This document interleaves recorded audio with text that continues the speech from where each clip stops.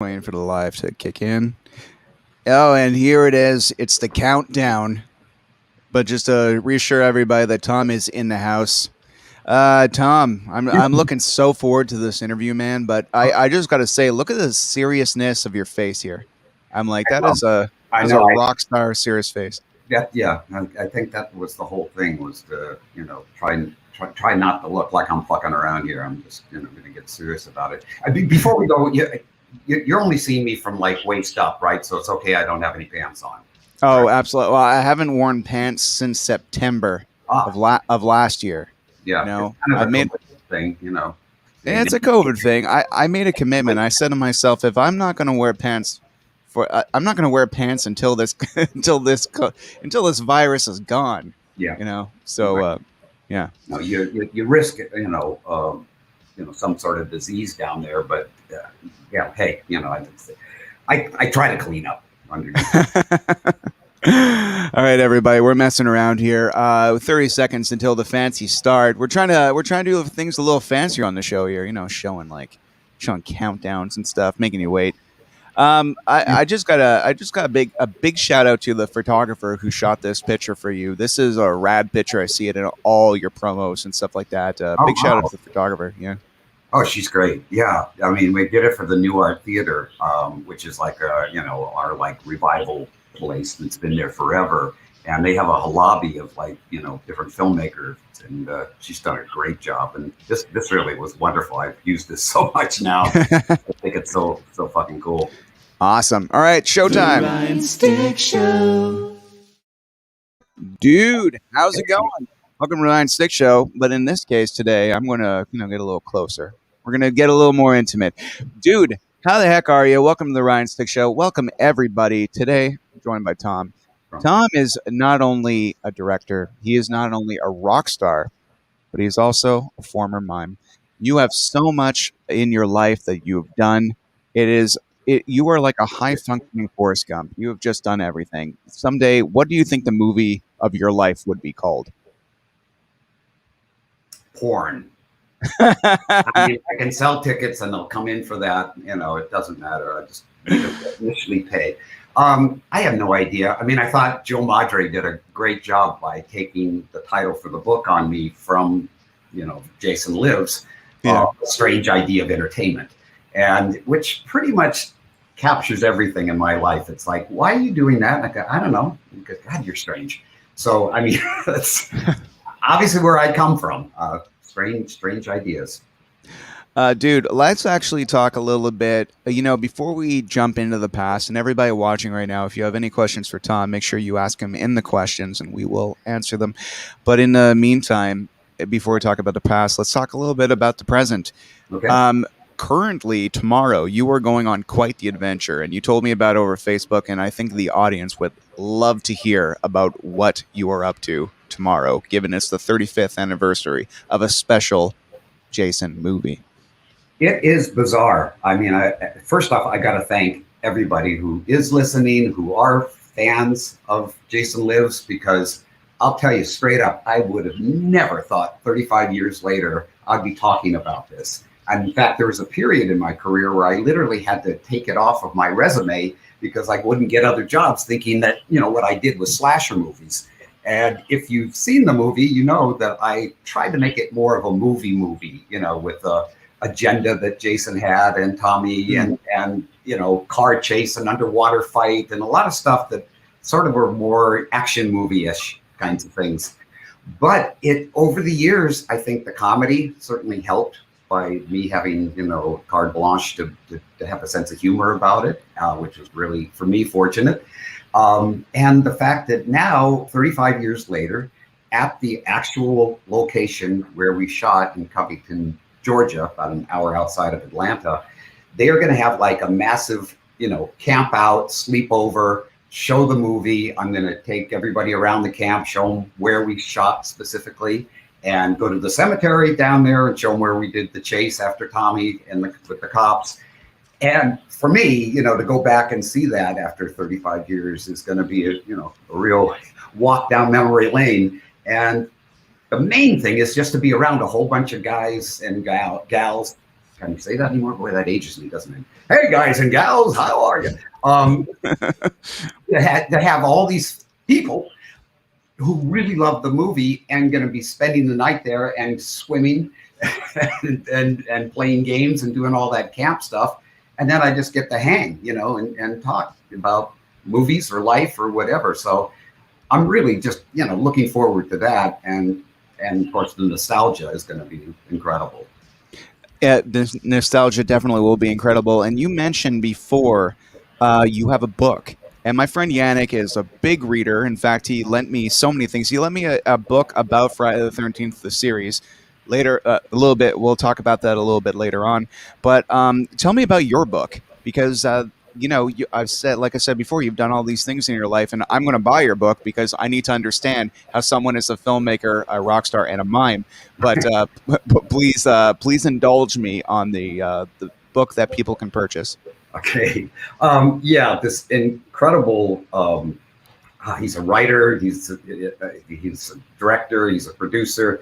Joe Madre was doing an interview with me, and I was, of course, jumping from as a kid, I was making movies on the back lot of MGM because I grew up in Culver City, and then the Beatles and the Stones hit, and then the 60s was all solid rock and roll, and then I wanted to be a more, unique lead singer, and I heard about this thing called mime, which I didn't even know what the fuck it meant, and I headed off to Paris when I was 19 to study with Marcel Marceau, and then that led to all these bizarre gigs, the Mutated Bear and Prophecy, Captain Star and the Black Hole, all kinds of crazy stuff, which I was going on the sets and doing that and writing scripts. And then finally come, 1980, we were able to jump into One Dark Night. And then my career basically has stayed there until 10 years ago, I'm back doing rock and roll again. So I'm talking to Joe about this, and he says, has anybody ever done a book? And I go, why? Who am I? I'm nobody. He goes, but if you're a filmmaker and you're up and coming, people got to hear how many different things you might have to do before you finally get to direct that movie. So Joe looked at every single thing I'd ever, created in terms of, something that exists on film or tape. He did obviously see the live stuff, but we had some pictures of some of that. And he spent 3 months with me, and it goes from birth in Santa Monica, California, all the way to the rock and roll band, the Sloss, coming back, and me starting to actually teach film at Chapman University, Dodge College out in Orange County. So, it really kind of put it all in perspective. It fucked me up because I guess backwards. I do not, it's like, okay, I finished that. What's next? And it's all about, where I'm going, not where I've been. So when I started reading all that, I go, shit, am I over? Is that it? Have you just wrapped the whole thing up? But then there was a wonderful thing that happened where my family decided to celebrate my 60th birthday at the cemetery and the mausoleum where I shot One Dark Night, and to show the movie. And all these people that I have not seen in years, there must have been 100 and something people both that I was still involved with on crews and stuff, and then people from my deep dark past, all got together, and I went, yeah, I am over. Shit, this is it. I'm going into the third act. But this bizarre thing occurred where the next day I came back to thank the people who allowed us to use the cemetery and the mausoleum. And I told him, whenever I go, whenever that is, boy, would I love to have a crypt in that mausoleum, but I know all those crypts are gone. Turns out there was one available. And I started making, payments on it over about the next years. And then comes up this idea that, that's the third act. So everything I'm doing, I got to just get to 100. I got to get to, 2050. And so at this present point, I've got 29 years to do something really great. Just like there's got to be something else I can do, because I got all the stuff that's left in the book, but there's definitely new battles to win and new challenges, and just getting up there at my age, rocking out and looking like I just took a shower with my clothes on at the end of performances. It's been wonderful, and I just love doing rock and roll, and I love getting back into that whole world of just you rock till you drop. So things just keep going. Well, not. I usually don't question people that I don't usually don't ask people this question very often, but I saw it on the internet. I wanted to confirm. How young are you again? How young? I'm 71 years young. Okay, this guy's 71 years old, dude. Your vibe, your spirit, your everything. You seem like 30 years younger than me, and I'm 37. So, that's pretty amazing, man. And You it's more than you just the look you look hair. teenage, dude. And I mean that's one of my favorite things that Kim Fowley said years ago. Yeah. Stay teenage.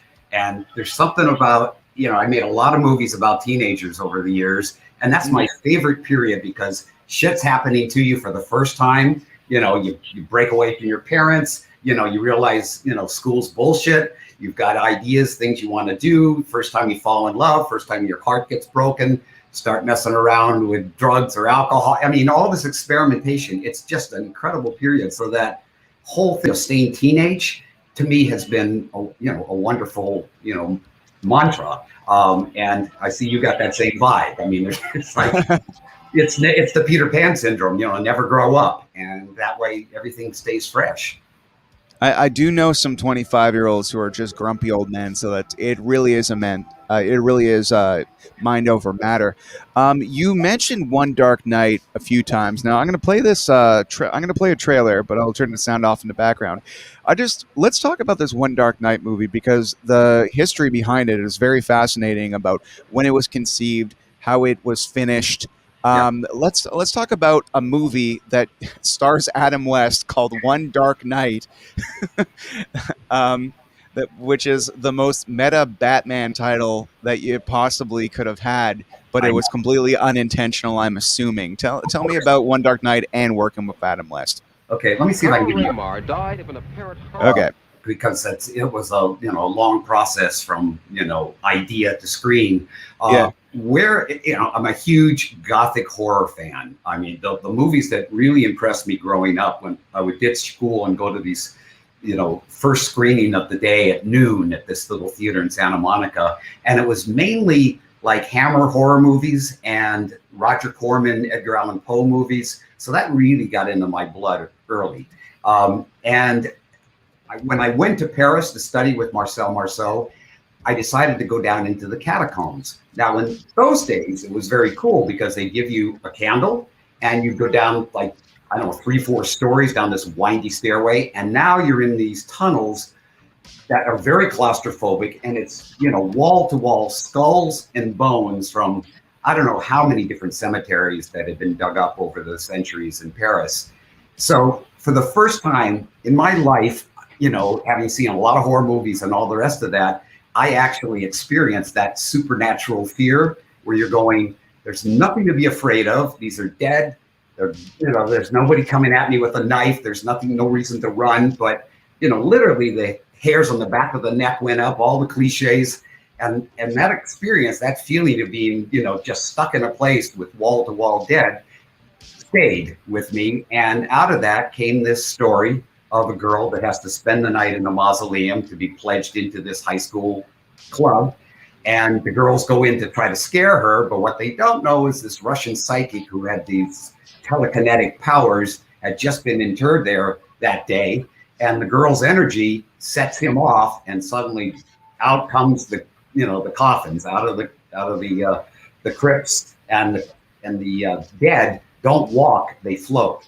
And so it becomes like almost like a funhouse approach, to a horror movie. And at the time I figured, this is going to get an R rating just because of the, how gross, and them putting her foot through her chest and maggots coming up her pant leg. We got a fucking PG. And I was like, oh shit, man, it's going to seem like this is a kid's film. Well, that was actually the good news, because all these grandparents and parents, when the kid said, I want to go see this One Dark Night movie that I saw a trailer on TV for, and it's like, what's it rated? Yeah. G. Okay. So they take them, and of course, as you know, the movie, the first hour is pretty much, talking, setting up the characters, setting up, something's going to happen. And then the last 25 minutes or so is just pedal to the metal, intensity. And I of course regretted that I didn't have a bigger opening than a lot of the shit that I should. I learned 42 films later that should be in there, and I do plan for a kind of a re-envision of the movie one day. The script I'm still working on. But what happened is all these little kids grew up into filmmakers, and when I run into them now, it's like, you motherfucker, I had to sweep under my bed. My parents were so mad at me. But, it made me want to make films. Amazing. Or, that was like the first one that just really got to me because they saw it so young. So the PG kind of, worked in the longevity of it becoming sort of a cult movie, for the 5 people that get to see it. But I hear they're going to re-release it again next month. Well, it's on Shudder currently. Yeah. And I want see it free. So I always recommend seeing shit for free, Well, you have to have a subscription to Shudder, but it's still very cool that it's on Shudder and it's in a quality like that. You mentioned that you filmed it pretty much, and it took a few years to come out. And by then Poltergeist had already come out, so they were already comparing your cool scene that you came up with in the 70s, just because of timing. Yeah. They were saying, oh, clearly he liked Poltergeist. It's just like, guys, first of all, it takes more than a year to make a movie. Yeah. Yeah. No, I mean, it's, as you know, with social media, everybody can tear apart something or tell you about something you got to see or whatever. And even in those days, if you had a review of something, it was about being as clever as you could and try to put down the movie in some humorous way. And with mine, because it was not part of the whole slasher thing, I really didn't want to make a slasher movie as many times as I was offered one, because I thought, John Carpenter's Halloween, seeing that in a theater the first night it played on Hollywood Boulevard, and watching people jump out of their seats. I mean, popcorn was in the air almost every 5 minutes. And even the first Friday the 13th, I thought, that's far more intense with the gore factor. But, the whole thing of the twist with the mother and stuff, I thought that's great. But then after that, it was all about, you want to make a horror movie? Give me, some girls in the forest or someplace isolated. I don't care, on a desert island, whatever. Get a guy, put a sack over his head. It doesn't matter. Just, you got to kill a lot of women and you got to make it scary. Oh. So, and I wanted to do Gothic horror. And so, it took a while to get it made. And then once it got made, the producers, who were a bunch of Mormon investors who needed to lose $850,000, we made the movie. They declared bankruptcy. Somebody else took over the company. He got in there, the guy that took over, started messing with the cut and things. And then it got delayed, for literally 2 years before it actually came out. So obviously the Poltergeist, at least that one scene comparison came up, a couple of other things. And, one of the comments that I've always loved that somebody was looking at as a put down was like, I think the people that come off the best are the dead. And, hopefully one day, the dead will rise and thank Mr. McLoughlin for his efforts. Yes, I have a relationship with the other side, the afterlife, all that, which we can certainly talk about. But for me, it's like, the dead rose in that one. Obviously, Jason brought back to life with a, lightning bolt, just like Frankenstein. Sometimes they come back. The guys come, the ghoulies come back. Even Date with an Angel was about a guy who was dying and he gets an angel, to take care of him. And then she turns things around.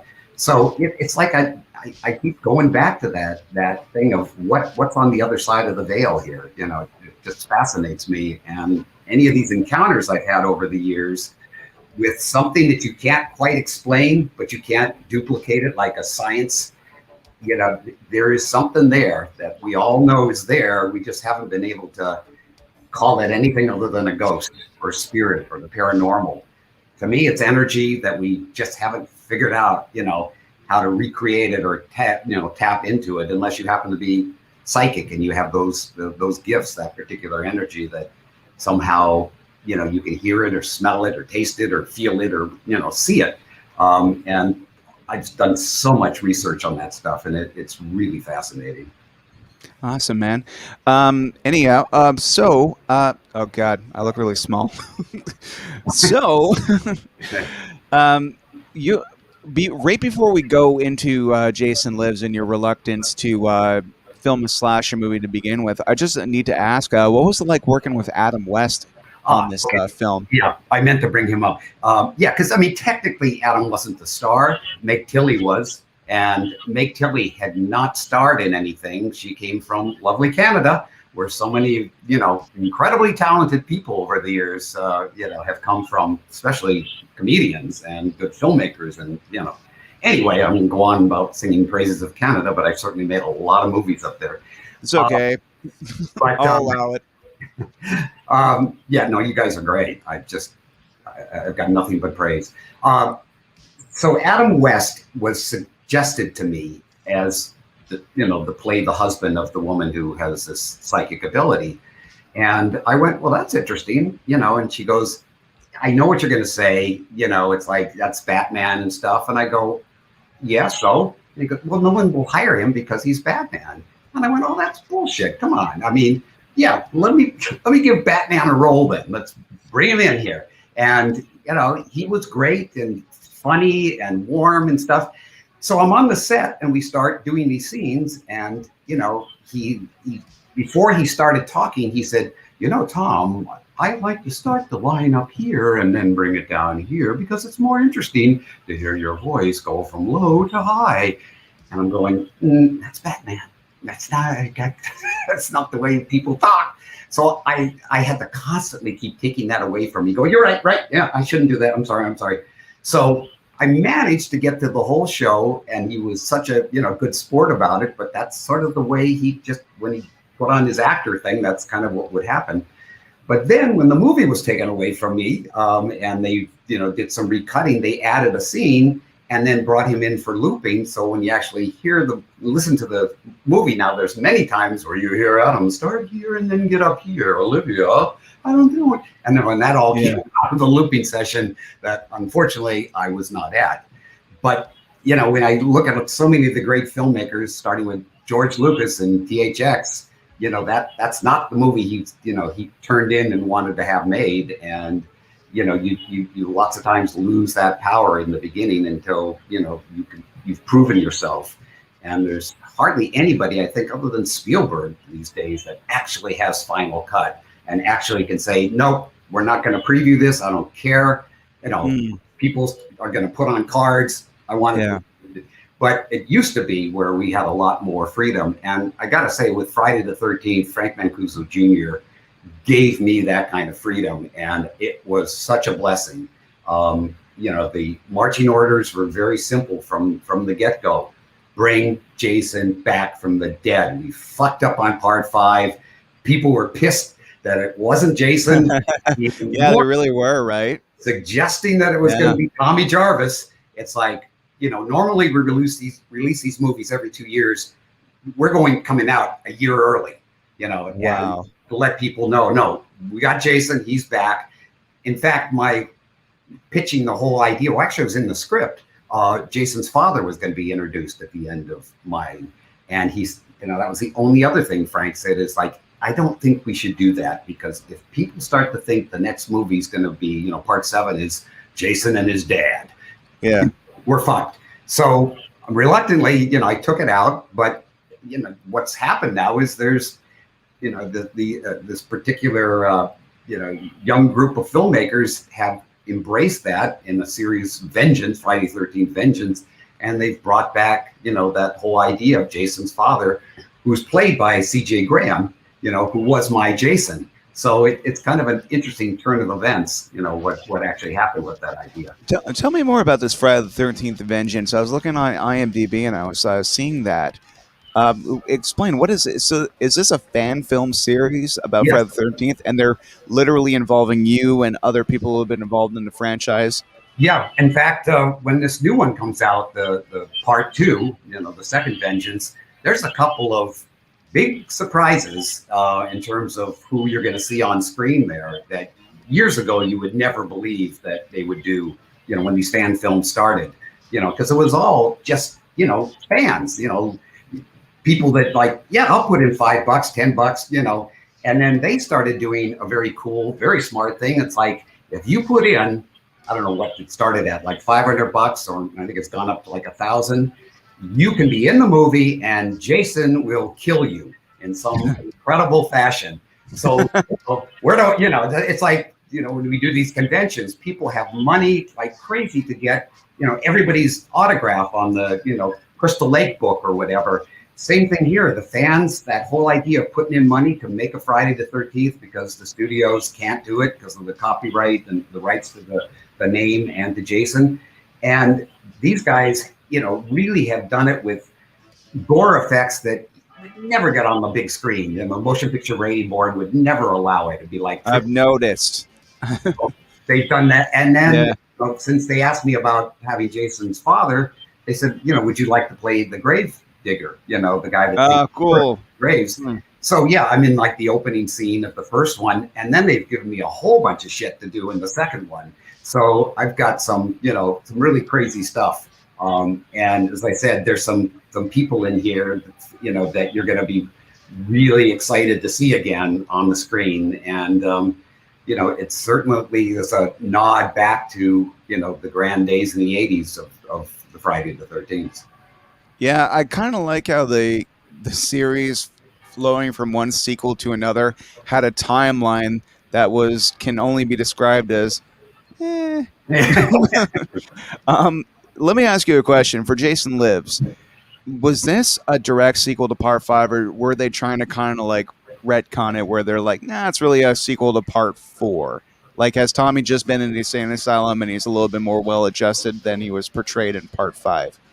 You know, it was a bit of a hybrid, because initially when I came on to do it, I was told that John Shepard, who was Tommy in Part 5, was going to reprise the role.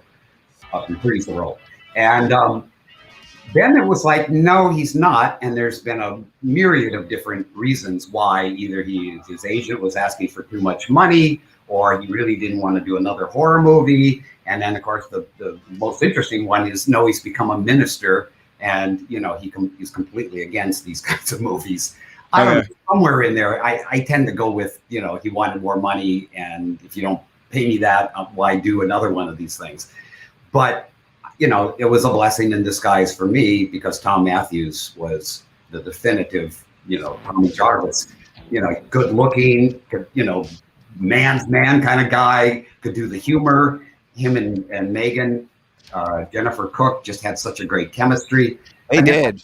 Yeah, there was literally bars between them, and I could feel the sex appeal between the two. Yeah, you know? It was so good. And I mean, and it wasn't like there was any hanky-panky going on, you know, off camera. You know, there was total professional, you know, relationships, but they just knew how to kind of hook into each other's energies and make that work. I mean, and they had that fast kind of 30s banter that I had written, you know, for the movie, because I wanted these guys to be smart and very flip about the whole idea of Jason, you know, that was a rumor, or, you know, ghost story that my parents used to talk about and stuff, and they would kid and joke about it, which I thought, you know, added that, you know, sort of self-revelatory, no, I don't know. So it really was, I was trying to not like make fun of it, but I was trying to say, this is like the one character says, you know, I've seen enough horror movies to know, you know, the guy wearing a mask is never friendly. So there was a nod to just the whole genre itself in a kind of a dark comic way.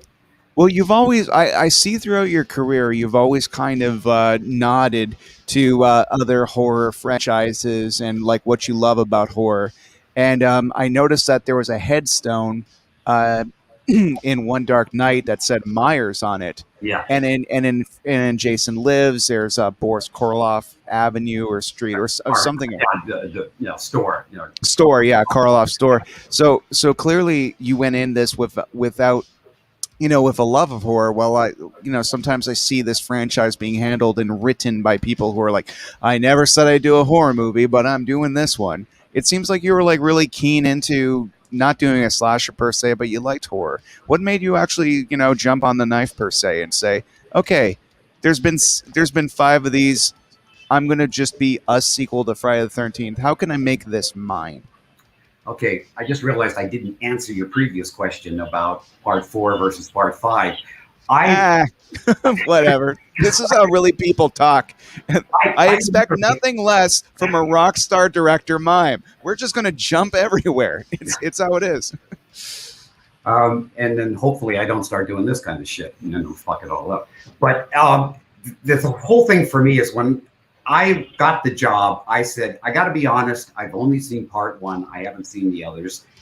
So Paramount put me in a screening room and I watched 1, 2, 3, 4, and 5 back to back, you know, with a notepad. And I was trying to figure out if there was a mythology here I should be following. Is there something about the mother that should carry on? You know, what happens? And like as all the fans know, there's a lot of big logic jumps. And that, of course, comes from whoever comes in. It's like, you know what? I don't like the mask like that. Let's just change it up a little here. Or let's not worry about that, you know, what the years are and stuff. And there's so many fans that just, you know, burn out brain cells trying to figure out how these things fit together. And the truth is, it's like arbitrary. So many times it's just arbitrary. But I thought, I love horror movies.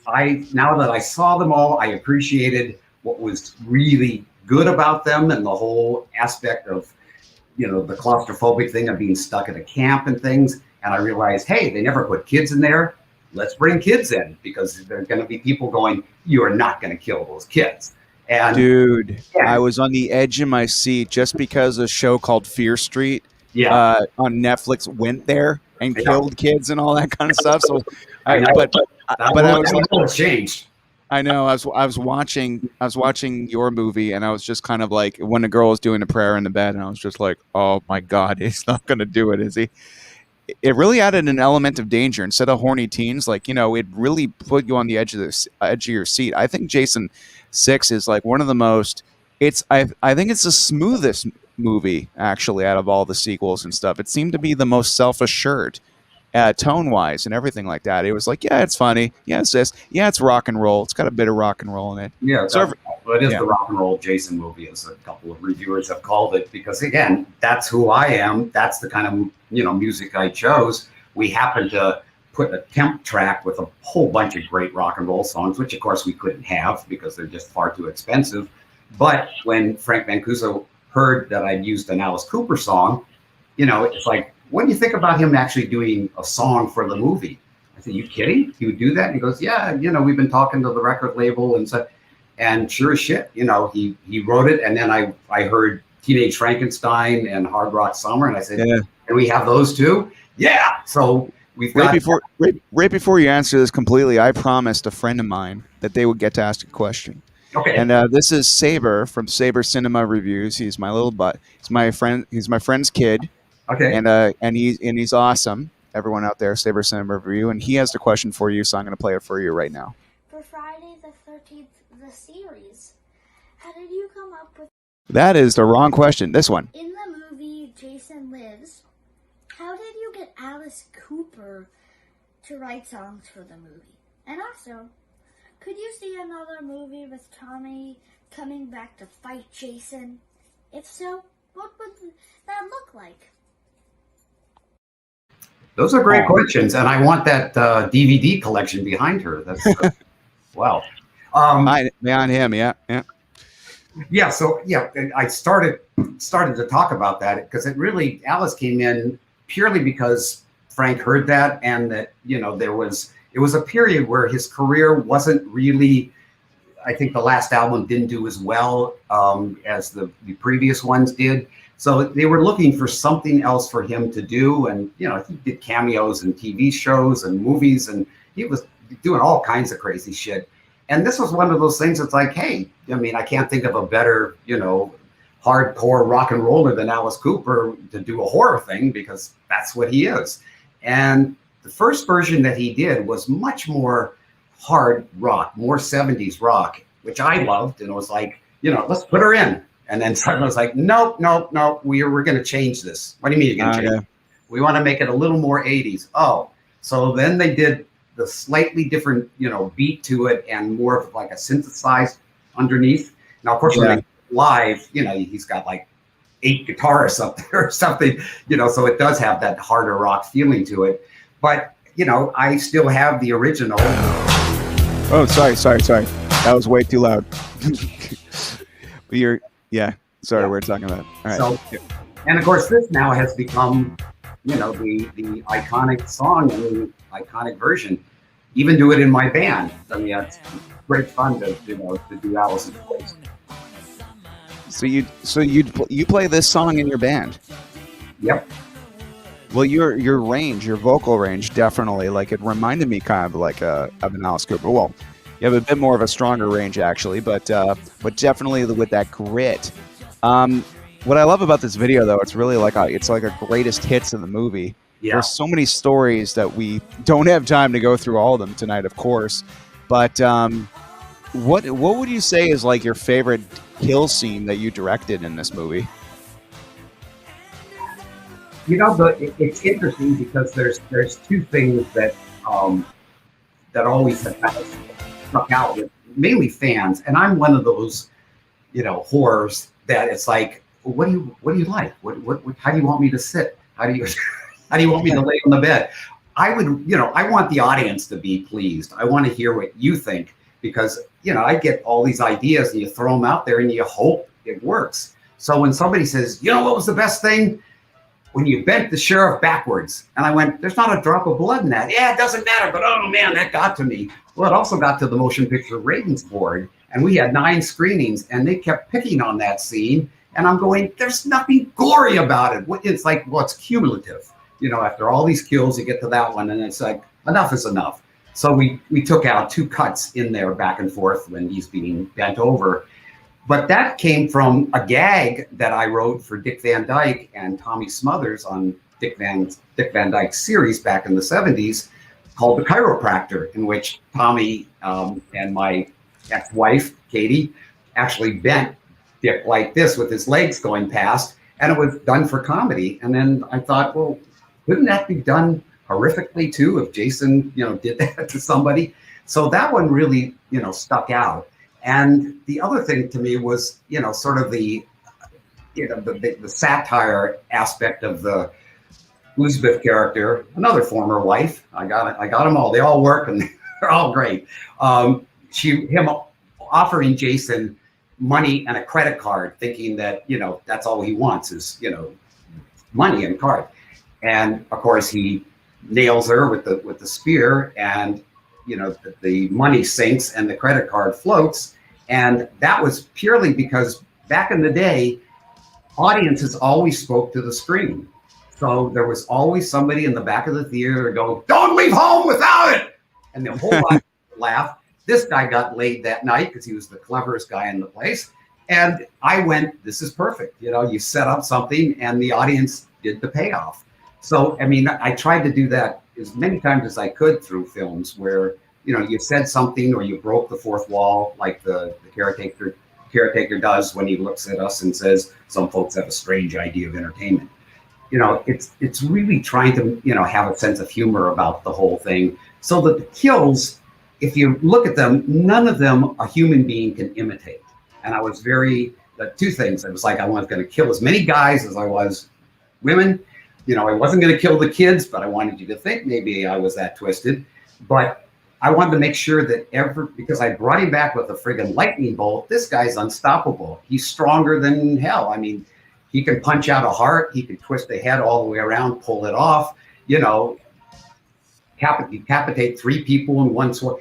It was all bigger than life kills. And to me, that was what sort of gave me some sort of moral compass, that I wasn't showing somebody that this is how you kill somebody, with a knife or a chainsaw or whatever. So, I mean, and I really tried to make it sort of okay with me, doing the movie in those ways. But I thought initially the fans were going to hate it. I really thought it's like, wait, it's got like jokes in there and fans hating things. No.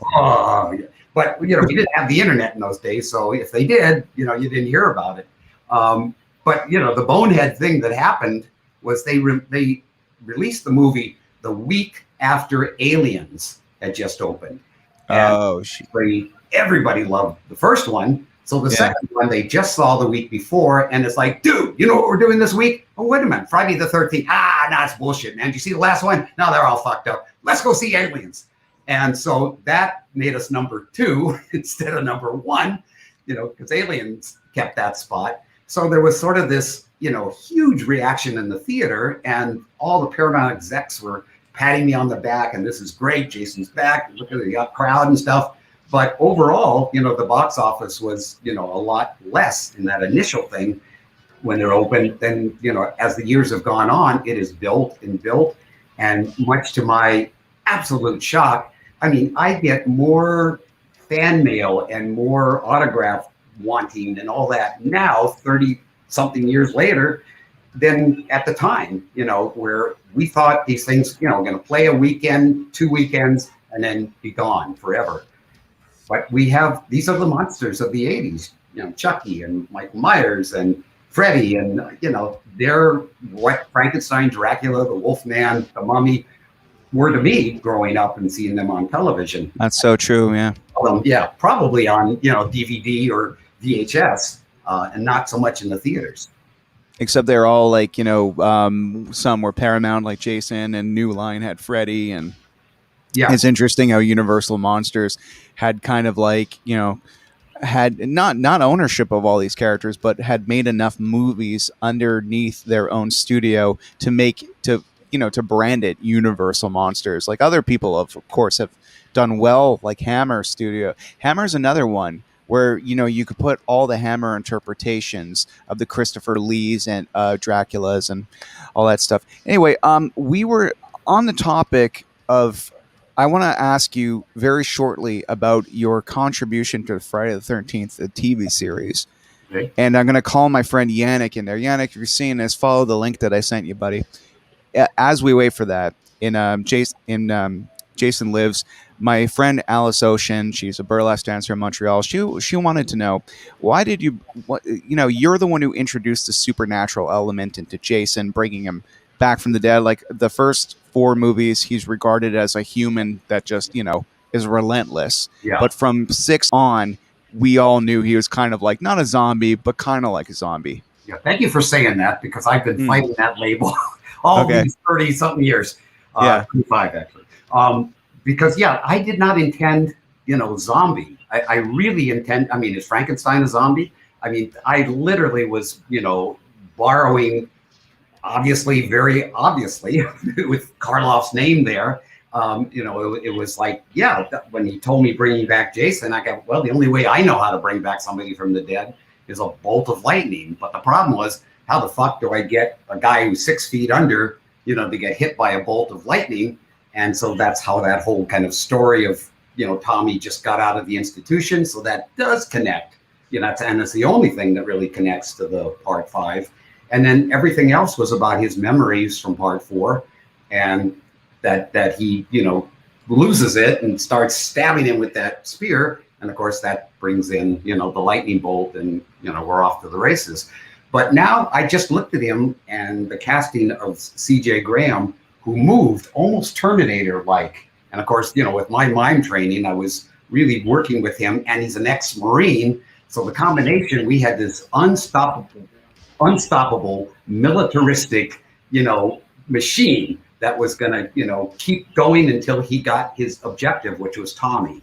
And that, I think, was the only time that, Jason had, motivation.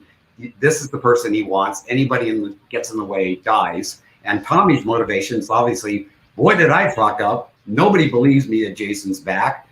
They think I'm crazy because I came out of an institution and I'm doing this to try to make my story sound true. So he had to somehow, stop Jason. And I went back to the old idea that, if you open up the graves and things, and if people get out, they've got to be put back into the grave for them to be at peace. And obviously Crystal Lake was where he originally drowned. So my thought was, well, that's where he's got to be put back down. But I'm just going to chain him down there. So there he sits, for whatever part 7's going to do.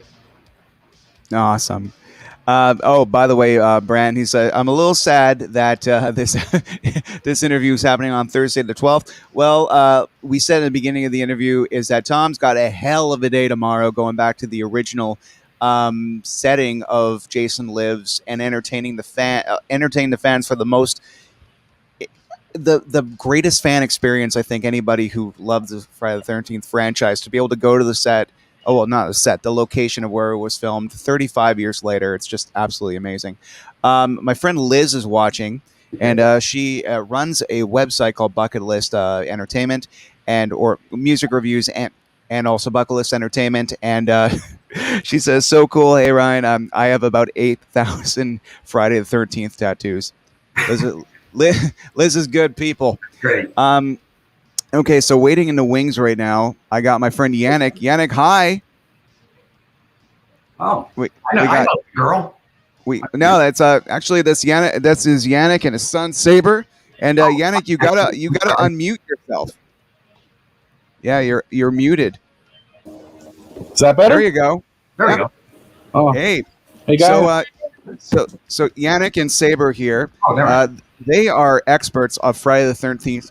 Friday the 13th, the series, and I'm gonna. And I was supposed to watch it, and he lent it to me, but I didn't have time. So I'm like, you know what, Yannick, Saber, you know this show so damn well. How about you ask him the questions about Friday the 13th, the series? Hey, I grew up watching Friday the 13th series, and your episode, The Prophecies, is possibly my favorite episode of the whole series, even though Ryan dies. I do? No, okay, I'm kidding. I know it's Ryan, the character. Anyway. Well, he does die, but he becomes he changes. My question is how did that come about? How he changed from the adult to the kid again? That's a really great question. Because in the same way Frank Mancuso Jr. said to me, figure out some way to bring back, Jason from the dead. When I was involved with the series, they were going into the third season, and he said, look, John LeMay wants to leave the show. He's like tired of doing this, and we think that he's going to end up wanting to come back. So I don't want to kill him, but can you come up with some way that you don't kill him, but he's no longer the same, or something. And I would love this show to have some sort of like Exorcist quality to it. Well, as an ex-Catholic boy, I certainly knew about, the appearances of the Virgin Mary and all these things, like the Lady of Fatima and Guadalupe and all this. So I thought it might be interesting to have, that idea of somebody that's really religious, and then one of Satan's pals, one of the fallen angels, coming after her, and Ryan somehow gets in the middle of it, and then create a past where he had something very traumatic happen to him at a certain age. And it basically made him the way he was the rest of his life, very serious, very intense, because, he felt responsible for his brother's death. So the idea then was born of, what if, in this whole situation, first he gets demonized, but then to de-demonize him, the result occurs, what happens to him returning back to a child. So it was not my problem how they were going to bring him back. And it turns out, the series ended after the third season. But I just thought it would be a very unique thing to take somebody back to that moment when your whole life changed, and you have basically that's all been wiped clean, and you're kind of starting your life again. And there's your mom, there to take care of you. So yeah, it all kind of was part of that idea of how do you kill somebody but not, literally kill them. Oh, thanks. I never knew how that happened. Awesome. Yannick here. So Saber is the host of Saber Cinema Review that just reached his first 100 subscribers on YouTube. And Yannick is the bass player and founding member of an amazing band called Screaming Demons, which is a horror punk band. Yeah. Yannick, Saber, thank you so much for stopping by. Is there anything else you would like to ask Tom about Jason Lives before you go? I think you would do. I had a bunch of questions in mind. I wrote some of them down. Well, just what's at the top of your head? You know this movie front to back. Do you think? I read an interview with Corey Feldman that he wants to bring Tommy back and have him have a fourth go at Jason. Have you heard of that, or have you thought of possibly writing that movie, or would it possibly happen? No, and no. Simple answers. You know, when Corey was a kid, he really was wonderful, and he was like in some of my favorite movies, and especially Lost Boys and Stand by Me and all these things. As an adult, he's a different ball of wax, and I went and saw him play live with his group. We've got all these angels, girls all dressed up like angels and stuff. And he's basically doing Michael Jackson, and I'm kind of going, Corey, dude. So then they asked me to go backstage because it's like, oh, I'm sure he'd love, to meet you. And I go, well, he doesn't know I'm here then. And he's like, no. So I go backstage, and they go, hey, Corey, this is Tom McLoughlin. He wrote and directed, Jason Lives, Part 6. Without missing a beat, he goes, where's my money? I never got paid. My voice is in the, I never got any money. I was like, Corey, I have nothing to do with that. I was just a director, and I wanted to have your face and everything, but they only wanted to, have the voice. Oh, yeah? And he walks away, and I went, okay. So I'm not a huge fan. It was a little rather rude behavior, I thought. And I've not seen him at any of the, conventions and things, but every so often he suddenly comes out, and recently it was all about, you know what, the lawsuit's about to be resolved and all that. Total bullshit. I don't know where he's pulling that from, all of us who've been following it, because indeed I have written a script called Jason Never Dies that takes place in 1999, basically 13 years after mine. And it's one where we've never seen Jason at basically the Camp Crystal Lake turf in the winter over the Thanksgiving weekend. Guess who's coming to dinner? So, I've got these kick-ass girls that are there on a retreat, on a religious retreat, and Jason. So for me, I wrestled with the whole idea of bringing Tommy Jarvis back and things. And then Vincent came out with Never Hike Alone, and Tom Matthews did this wonderful cameo in that at the end of the movie. And I could see Vince is going to do more things with him. So I said, I'm going to go a whole different way. I'm going to do a group of people who never heard of Jason, have no agenda. They're just there to supposedly get some sort of religious, meaning out of the weekend with this nun from hell that comes with them, and go into fresh territory. So from my standpoint, there's a lot of ways people could do Tommy and Megan and stuff that nobody's done yet. And I don't think they're going to get Jennifer Cook back.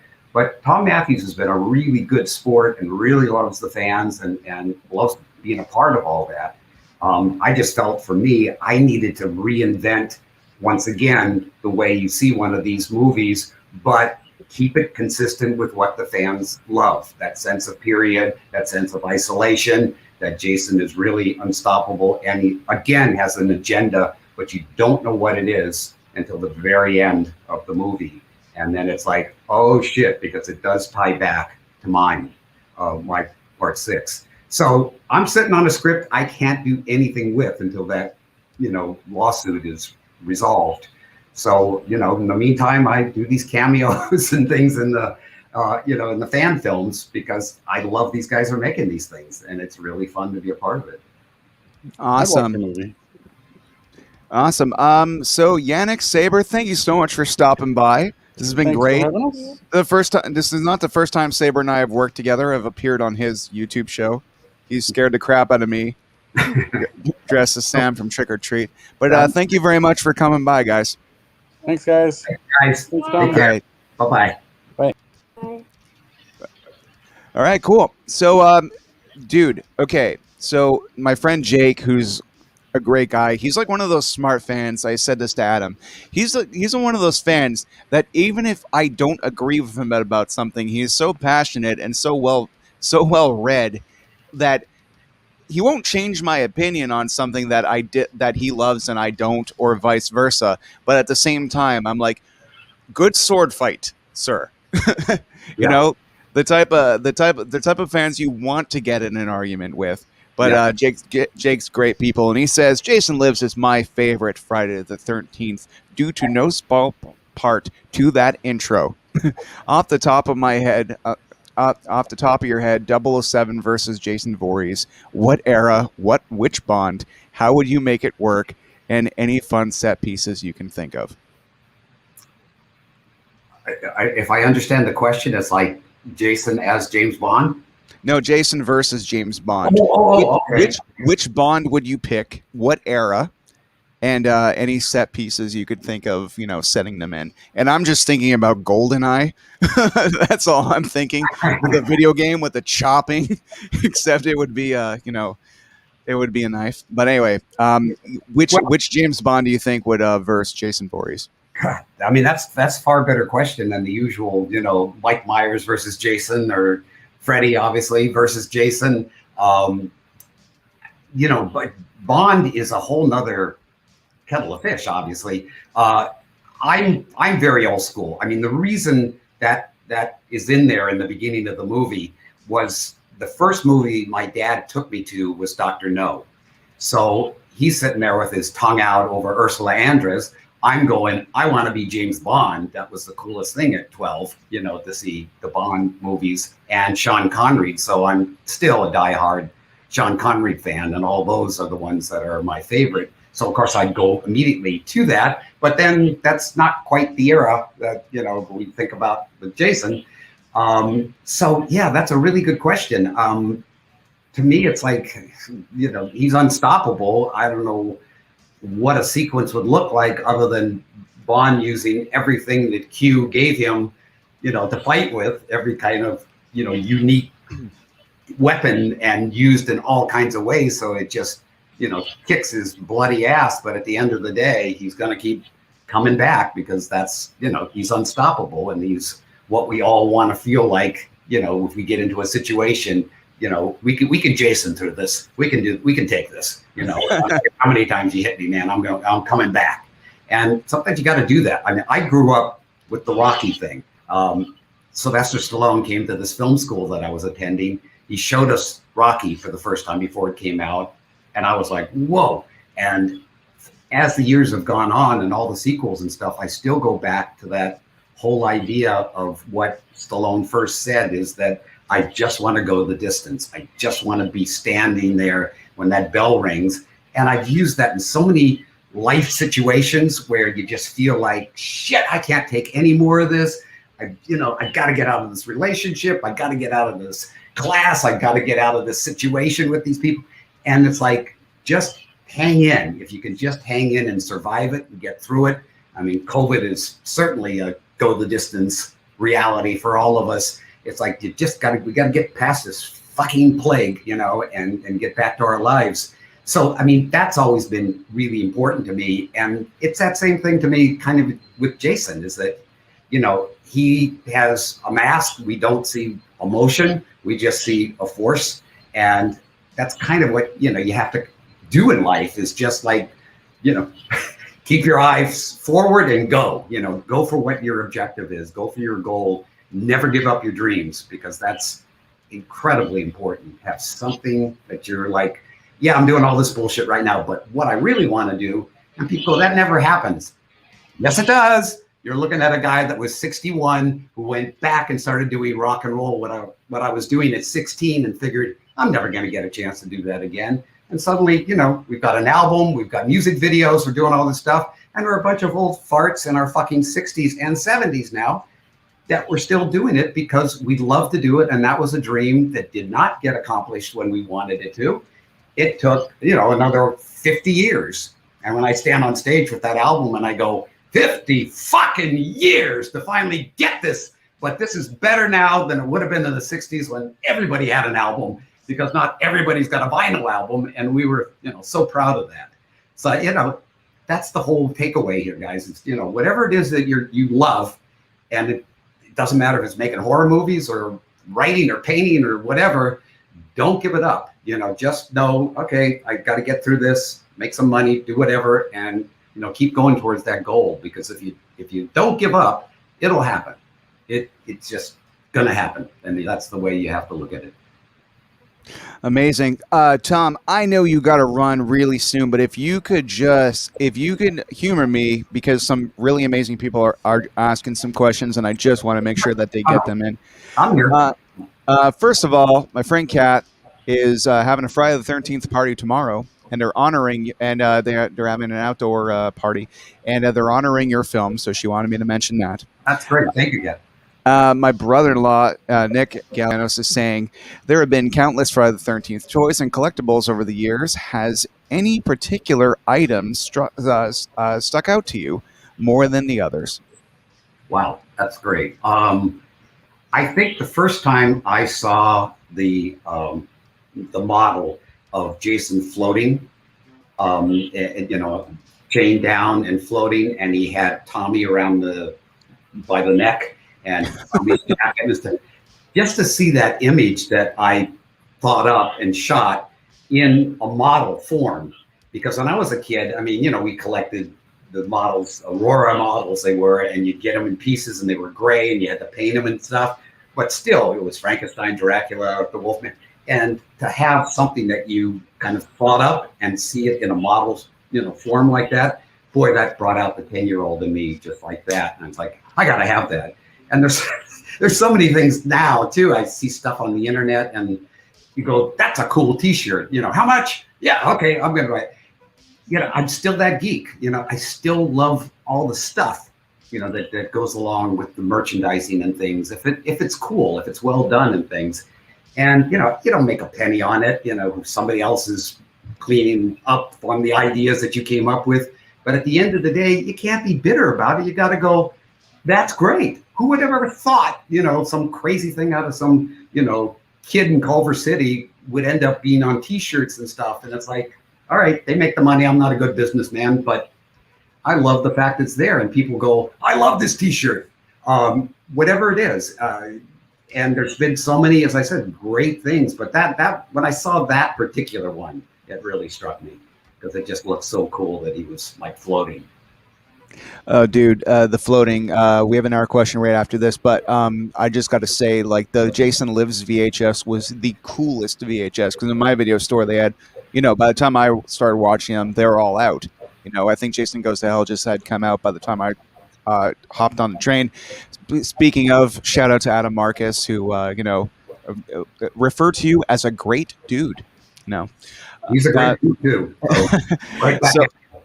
So in all the VHS boxes, I just remember Jason Lives. It was the blue. The light was emulating through the hockey mask. It made the mask iconic and not just something that Jason would wear. It was what people missed about him. So that's what I loved about that poster was they were finally saying, like, this is Freddy's, the equivalent of Freddy's glove. Jason is the mask, and the mask never comes off in part 6, and it did come off in part 4 a little bit. It came off in part 3. Part 2, the mask came off as well. Part 7, it comes off for a long time. And so it's really, I think part 6 is kind of like almost cartoonishly stuck to his face in all the best ways. So just big shout out to Jason Lives also, because I think that's what made Jason iconic. It was kind of like how Michael Myers came back in part 4 after they lost him in part 3 and realized they made a mistake. Yeah. Well, we show his face obviously when Tommy digs him up because I just couldn't buy the fact that they would. That's not the same thing. That was, but and I covered him with maggots and stuff. So again, I could make that joke later on. Hey, maggot head, come on, come and get me. And that has stuck with a lot of people. I've even seen T-shirts that say, "Hey, maggot head," with Jason's face. It was. To me, the logic of, Tommy brought the mask. We last saw that mask in part 5. So I guess there's 2 things there in part 5. But his intention is to throw it in there and burn all the shit. He had a can of gasoline and stuff. And of course, he fucks that up.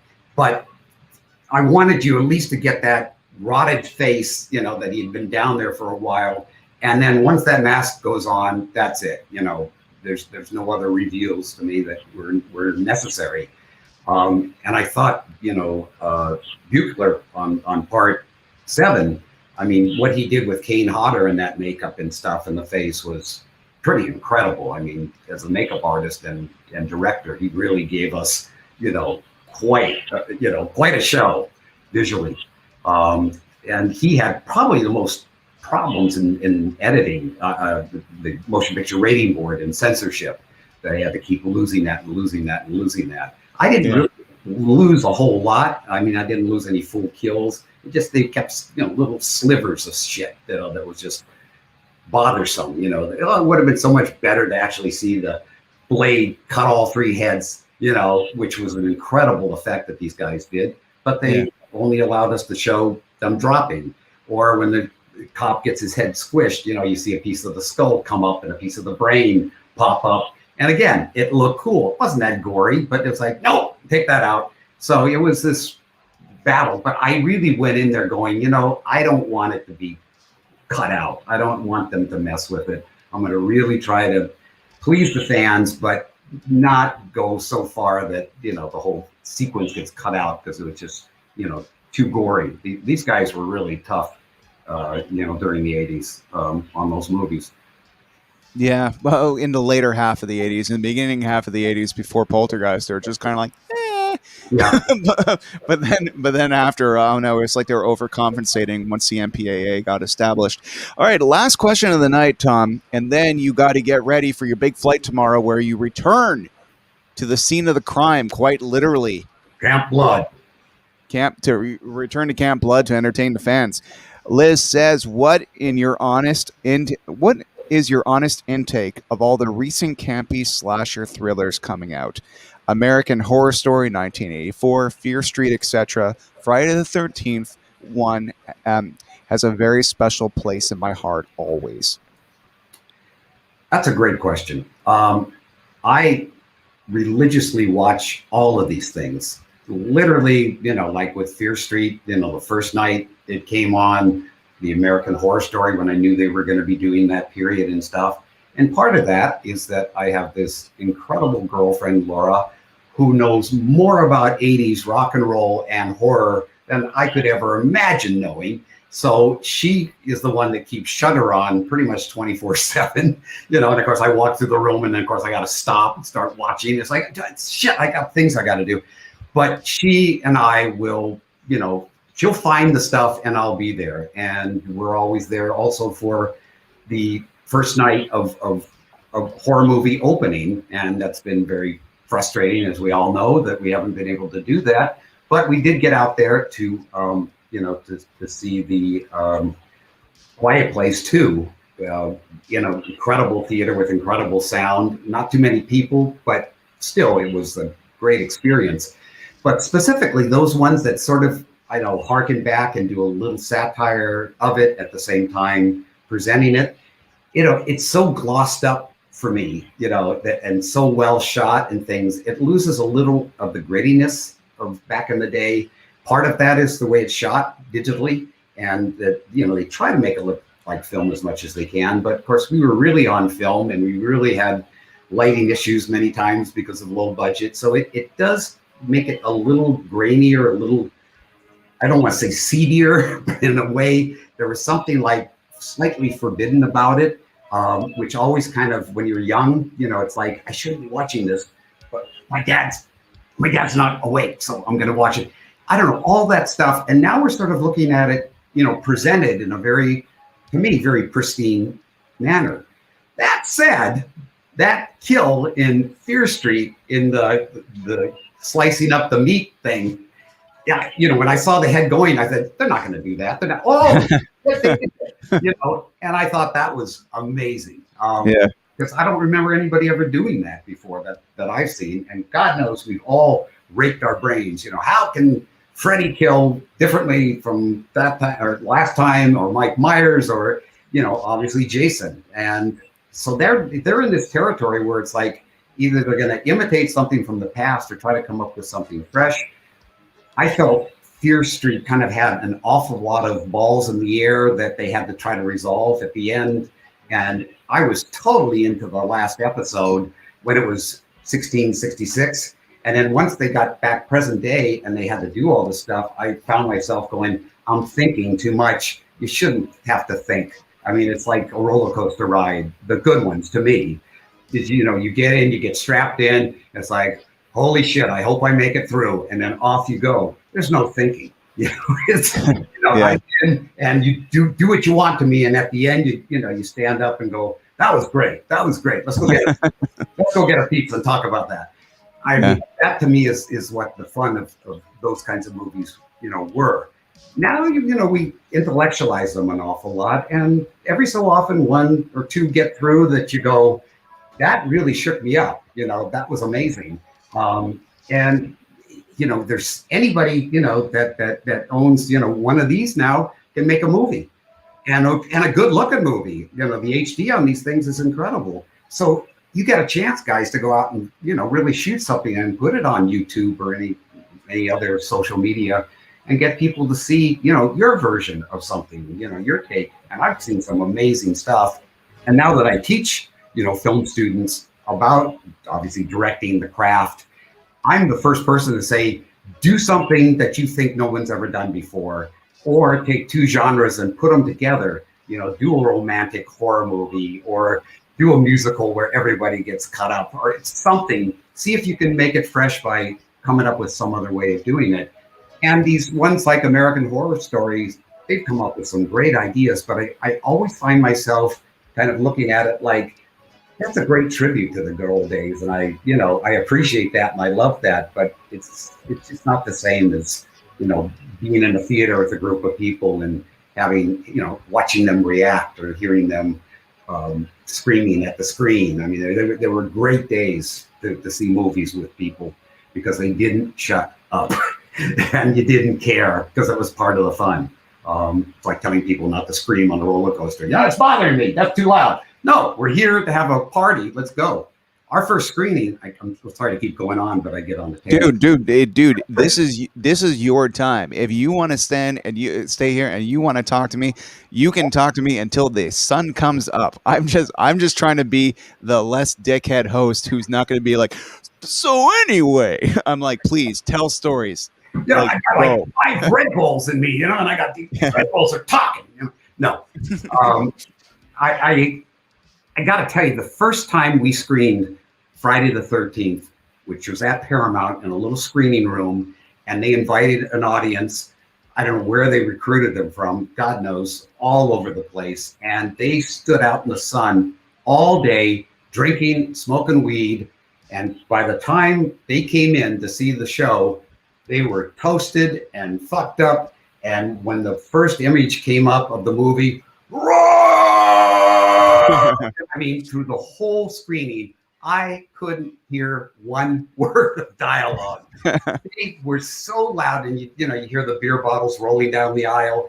It was a party like you can't believe. Oh, that sounds great. And we're just nuts. I mean, it was like a thrill ride, deluxe. And when it was all over, Frank Mancuso came over to me, and he goes, "What do you think?" I go, I guess it worked. I don't know. I mean, they didn't hear anything. I couldn't hear anything. It's like going to a Beatles concert back in the day. You didn't hear anything. You just heard screaming girls. And he goes, no, this went really well, but we need 3 more kills. Like, what? I gave you 13 kills. I wanted 13 kills. He goes, no, got to put 3 more in there. And I go, didn't we go over budget? No, you came in under budget. We did. Because the UPM, the unit production manager, was always going, no, you can't have that steady cam. No, you can't go any longer. No, you can't have a crane shot. So I was figuring, we were in trouble. No, he was saving all kinds of money because he was going to get, a little bump up in his salary by bringing the film in under budget. So we did have enough money. So I went, okay, shit, who do we kill? And I thought, all right, well, the caretaker is no longer introducing us to Jason's father. I guess he could go. And if we only got one place to shoot it, let's put a couple out there, but what the hell are they doing out there in the middle of the night? Oh, okay, well, he's going to propose to her on a blanket with champagne and shit. Wrong place, wrong time. So, those were our 3, additional kills. I don't know if it really made a big difference, although I do have to say I love the fact when Jason broke his bottle and rammed it in his throat. we did have a great shot of the blood just dripping out of the end of the bottle, which you don't really get to see thanks to the MPAA. But that to me was a good additional kill. Yeah, my buddy Dean was showing me. I remember we were very drunk, historically accurate to the screenings you were talking about, even though we're just in his house. And he was putting on the way he was describing Jason Lives to me is just like, nah, this is the most metal Jason movie. Like, it literally, and you could tell all the stuff, like, as you watch it, just how much stuff they actually probably had to cut out because, Jason Lives is actually, like I said, the most smooth sequel. But, there's no gratuitous nudity in this movie. There's not a lot of, like, when compared to the original with spears through couples being intimate and stuff, all things considered. But what I really wanted to bring up is the fact that you destroyed a Travolta in this movie. You destroyed a Travolta in this movie, didn't you? It wasn't a gentleman driving the camper related to John in some kind of way? His cousin, Tom Fridley is related to John Travolta, and of course, we had from Mr. Cotter, Welcome Back, Cotter. I mean, he was just amazing in the movie. And now my brain just went out of what his name was. Horshack? Horshack, thank you. Yeah, Jay Gunn happened to write this in the comments, so that's how I know. Because otherwise, I have no idea. I know Welcome Back, Carter was a sitcom that John was on. Unintentionally, we had a Travolta relationship and another Travolta relationship there. But I gotta, because I've talked about this a lot, and probably you guys have heard it ad nauseum. It's like, hey, dude, why the hell didn't you have any nudities? I want to see some tits. I mean, you go to Friday 13, you want to see tits. And it wasn't that I didn't write them in when we were shooting. Yeah, there you go. I like that. When we were about to shoot the thing, I said to Darcy, so are you okay with this? And she goes, what do you mean? I said, you have to top off. And she goes, why'd you ask me that? And I said, I just could see you sort of hesitating, as we were getting ready. And she goes, I don't want that reputation, although, I've been known as kind of a sex image and stuff, but do you really need it? And my mind immediately went, no, I don't need it. I mean, people sort of expect it. And she said, well, it's also, I never signed anything. And I thought, well, I could probably blow past that, but she was uncomfortable. And I decided I was going to do, what is now politically correct. No, we're not going to exploit you. We're not going to do that. I'll make Tom be the guy where we see his tits. And she just has to be sexy. And I also wanted to play the comedy, with the motorhome bouncing and Jason looking at it like Mike Myers.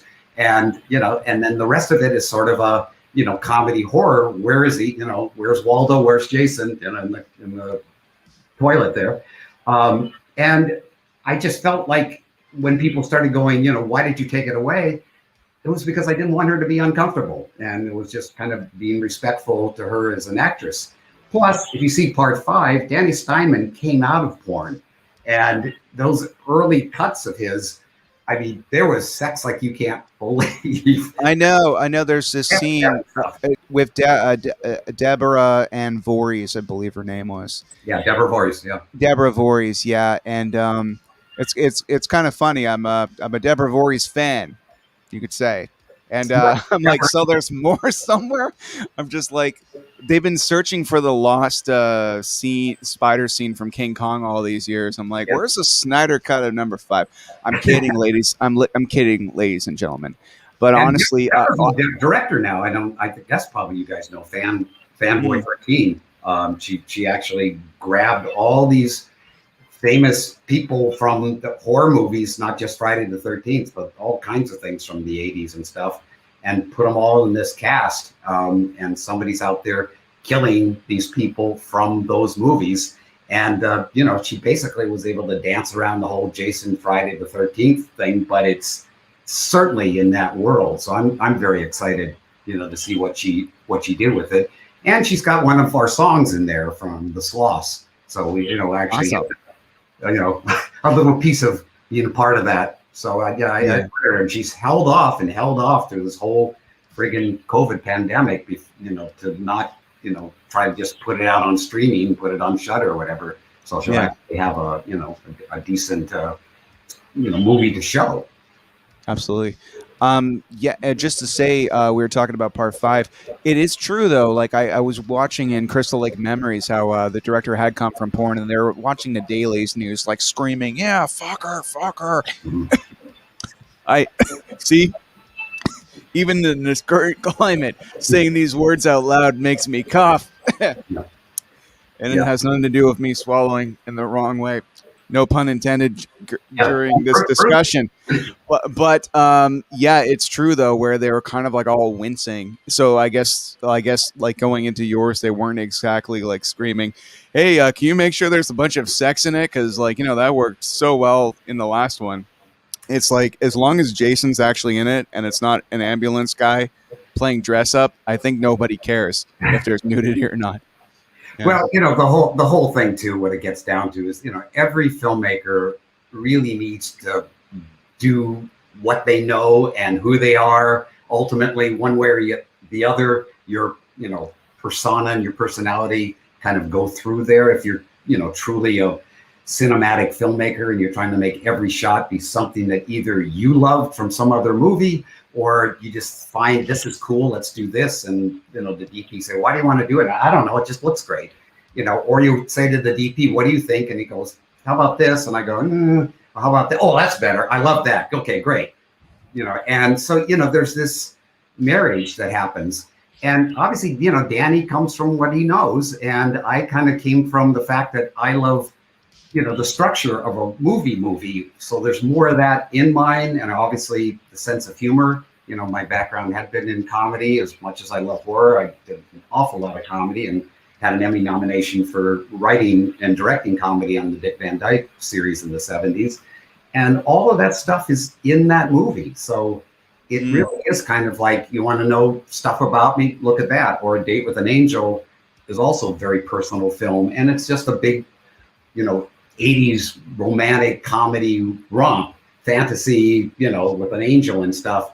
But there's a lot of, personal stuff. So I always try to tell filmmakers, don't worry about stealing from other people's movies. You steal a Kubrick shot, but you're shooting it, you don't have his set, you're shooting it in a different way. But that was the inspiration. So that's something that you love and you put it in the work. Nobody knows. I mean, it's like the great painters and the great composers. They stole from their mentors all the time, and then they came up with their own stuff as the years went on. So all of these movies, you really do get a sense of, who made them and what they were trying to. And certainly Adam, all his crazy sense of humor and stuff, and at his age, having that opportunity to, to do that Friday in that way, that Jason movie, there's a lot of what, he loves. So that's in there. So, you do get a lot of the filmmaker in the work. Yeah, absolutely. All right, Tom, I can't keep you all night because I know you, I can't, because there's so many things I want to ask you. I want to ask you so badly about the movie Sometimes They Come Back, because it's such a filmmaking maturity from Jason Lives to really showing the powerful dramatic side of your filmmaking and the family story and the tragedy and how scary you can make the humans without machetes and unbeatable, unbreakable bodies. It's just kind of like I was more scared of the goons before they turned into ghouls, if you say. But that, I guess, could be a chat for another day. Thank you very much, everybody, for watching. Yes, thank you guys so much.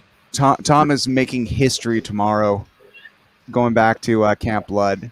And it's going to be absolutely amazing. Tom, this is a once in a lifetime thing. Not only are we coming out of this, this global pandemic, but you're just proving that fun can live just like Jason Voorhees, despite strange, crazy circumstances the world keeps throwing at us. I think it's amazing what you're doing for the fans. Absolutely amazing that they get to go live an experience like that. So on behalf of me and everyone watching, we hope you have the time of your life tomorrow. I'm sure it's going to be incredible, and I can't tell you how much I'm looking forward to it. And then I'm also going to be in Jersey at the Chiller convention, and then we're all CJ, myself, Tom Matthews, all flying to Manchester, England for the horror of it all, which is going to have the cast of Rocky Horror there. I mean, so many people that that are going to be going to Europe for that one. So that's incredibly exciting. And there's a bunch of these. So I mean, if you have a convention in your town, please tell them that bring the Friday the 13th gang, because we love meeting and being part of these things. It's a real hit, and it's a chance to really hear what people thought and what worked for them and how the movie affected them, as the years have gone on. Awesome. All right, everyone. Thanks so much for joining. We will see you next time, and hopefully, cross my fingers, I can get Tom back on the show to talk all about the amazing movie. Sometimes They Come Back. All right. Bye, everyone. Bye, you guys.